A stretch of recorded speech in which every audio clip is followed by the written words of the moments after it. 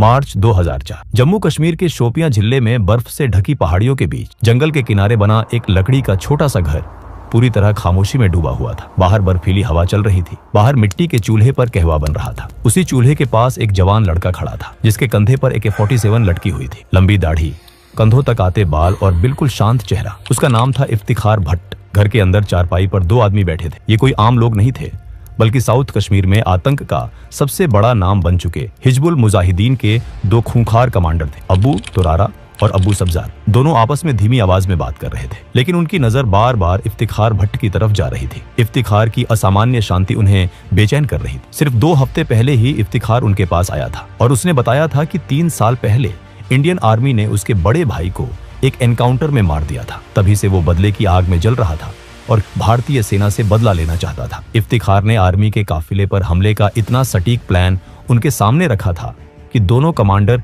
पहली नजर में ही प्रभावित हो गए थे। चेकपोस्ट की लोकेशन, गार्ड्स की संख्या, एंट्री और एग्जिट रूट, सब कुछ इतना बारीकी से तैयार था कि किसी को शक करने का मौका नहीं मिला। लेकिन आज मिशन से ठीक पहले अबू तुरारा के मन में अजीब सा संदेह उठ रहा था। उसे इफ्तिखार पर शक हो रहा था। कहवा तैयार हो चुका था। इफ्तिखार ने 3 कप ट्रे में रखे और कमरे में आकर चारपाई के पास ट्रे रख दी। अबू तुरारा और अबू सब्जार ने अपने अपने कप उठा लिए और तीनों चुपचाप कहवा पीने लगे। कुछ मिनट तक कमरे में पूरी खामोशी छाई रही। फिर अचानक अबू तुरारा इफ्तिखार को नाम लेकर बुलाता है और कहता है कि वो आखिरी बार पूछ रहा है। इसके बाद वो सीधे उसकी आंखों में देखकर सवाल करता है, तुम आखिर हो कौन? इफ्तिखार कुछ नहीं बोलता। उसकी चुप्पी अब कमरे को और भारी बना देती है। अबू तुरारा की आवाज और तेज हो जाती है और वो फिर से वही सवाल दोहराता है। इस बार इफ्तिखार धीरे से अपना कप जमीन पर रखता है, खड़ा होता है और कंधे से अपनी राइफल उतार देता है। उसकी आवाज शांत होती है, लेकिन उसमें जरा भी डर नहीं होता। वो कहता है कि अगर उन्हें उस पर जरा सा भी शक है तो वो अभी उसी बंदूक से उसे गोली मार दे। अगर भरोसा नहीं है तो ये ऑपरेशन नहीं हो सकता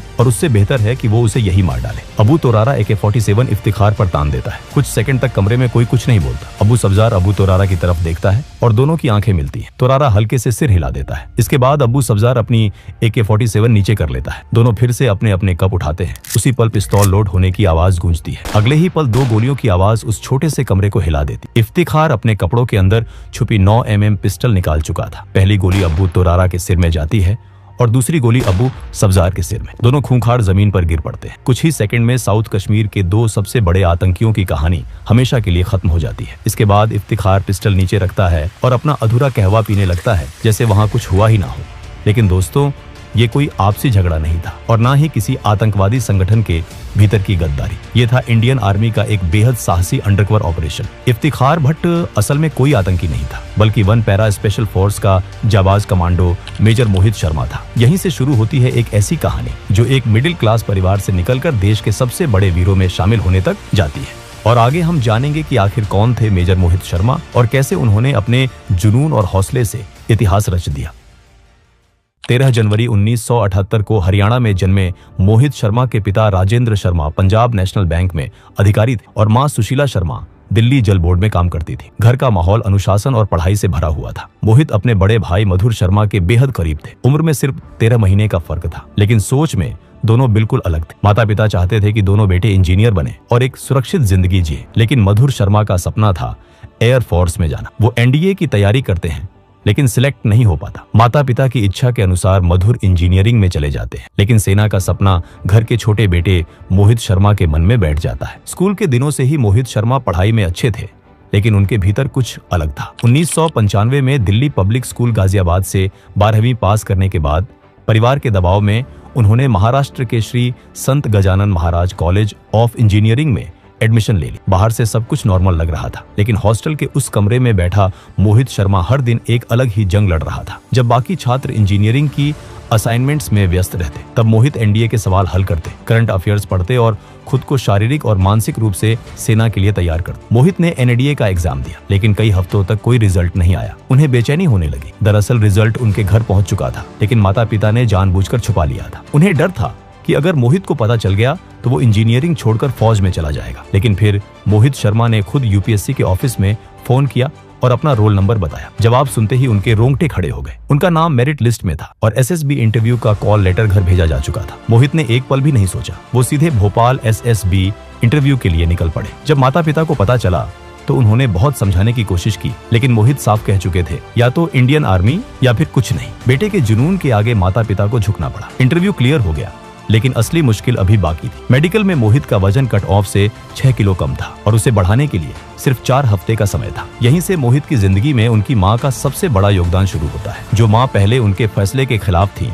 वही माँ अब उनके सपने को अपना सपना बना लेती है। दूध, केला, घी, हाई प्रोटीन डाइट, हर चीज पूरी योजना के साथ दी जाती है। 4 हफ्तों में मोहित का वजन 8 किलो बढ़ जाता है। मेडिकल क्लियर होता है और भारत को वो ऑफिसर मिलने वाला होता है जो आगे चलकर इतिहास रचने वाला था। पुणे के खड़कवासला में एनडीए ट्रेनिंग के 3 साल मोहित शर्मा को फौलाद बना देते हैं। बॉक्सिंग, स्विमिंग, घुड़सवारी, हर चीज में वो आगे रहते हैं। वो बॉक्सिंग में चैंपियन बनते हैं, घुड़सवारी में ट्रॉफी जीतते हैं। लेकिन मोहित सिर्फ एक फाइटर नहीं थे, उन्हें गिटार, माउथ ऑर्गन और सिंथेसाइजर बजाना भी आता था। 1999 में आईएमए देहरादून की ट्रेनिंग के दौरान कारगिल युद्ध शुरू हो जाता है। टीवी पर हर दिन देशभक्ति की खबरें, शहीदों की कहानियां और सैनिकों की बहादुरी मोहित शर्मा के भीतर आग भर देती है। 11 दिसंबर 1999 को उन्हें मद्रास रेजिमेंट की 5वीं बटालियन में 2nd लेफ्टिनेंट के रूप में पोस्ट मिल जाता है। उसी रात जब दोस्त जश्न मना रहे होते हैं, कोई उनसे पूछता है कि वो कहाँ पोस्टिंग चाहते हैं।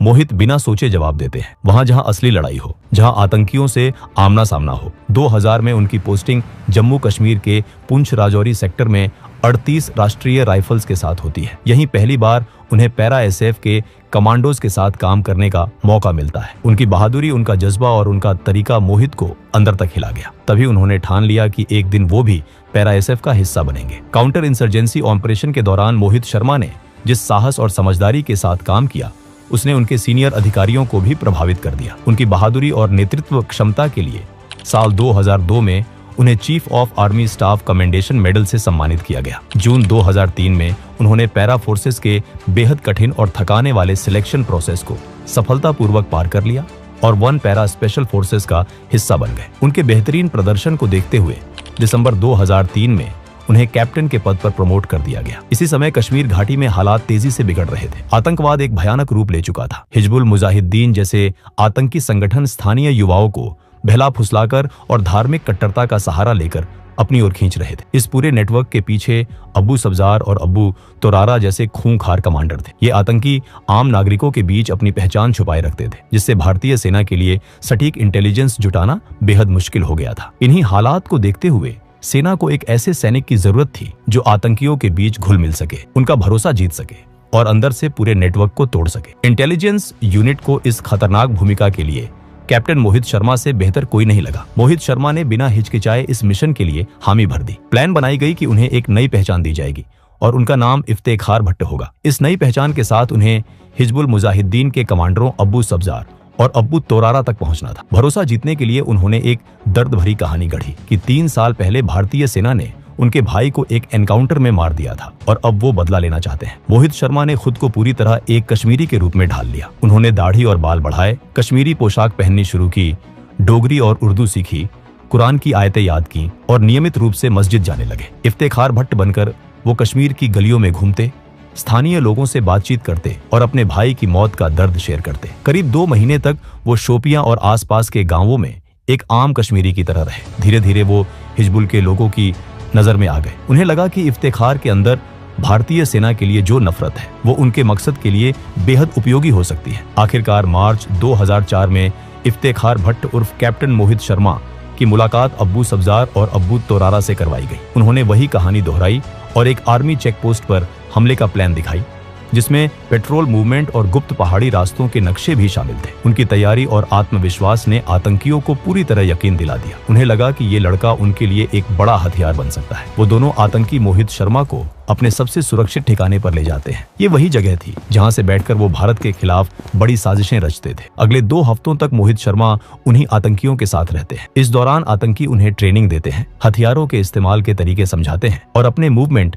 सप्लाई रूट्स और सुरक्षित ठिकानों की जानकारी भी शेयर करते हैं। आखिरकार वो दिन भी आ जाता है जब उसी हाइडआउट में भारतीय सेना पर हमले की पूरी प्लान तैयार हो जाती है। हैरानी की बात यह थी कि इस हमले का मास्टरमाइंड इफ्तेखार उर्फ मोहित शर्मा को ही बनाया गया। उसी रात ग्रेनेड की एक कंसाइनमेंट आने वाली थी। अगली सुबह 3 और आतंकी वहां पहुंचने वाले थे और फिर दोपहर तक सेना की टुकड़ी पर हमला होना था। लेकिन इसी बीच अब्बू तोरारा के मन में इफ्तिखार को लेकर हल्का सा शक पैदा होने लगता है। सब्जार से कहता है कि उसे कुछ गड़बड़ लग रही है, क्योंकि इफ्तिखार के बारे में उनके पास उसकी कहानी के अलावा कुछ और नहीं है। तभी इफ्तिखार भट्ट बने मोहित शर्मा 3 ग्लास कहवा लेकर कमरे में आते हैं। वो दोनों को कहवा देते हैं और खुद खाट के किनारे बैठ जाते हैं। तीनों के पास AK-47 राइफलें थी। फिर अचानक तोरारा सख्त आवाज में पूछता है कि सच बताओ, तुम आखिर है कौन? ये सुनकर मोहित धीरे से अपना ग्लास नीचे रखते हैं। वो खड़े होते हैं, कंधे से अपनी राइफल उतार देते हैं और कहते हैं कि अगर भरोसा नहीं है तो अभी गोली मार दो। अबू तोरारा AK-47 इफ्तिखार पर तान देता है। अबू सब्जार अबू तोरारा की तरफ देखता है और दोनों की आंखें मिलती हैं। तोरारा हल्के से सिर हिला देता है। इसके बाद अबू सब्जार अपनी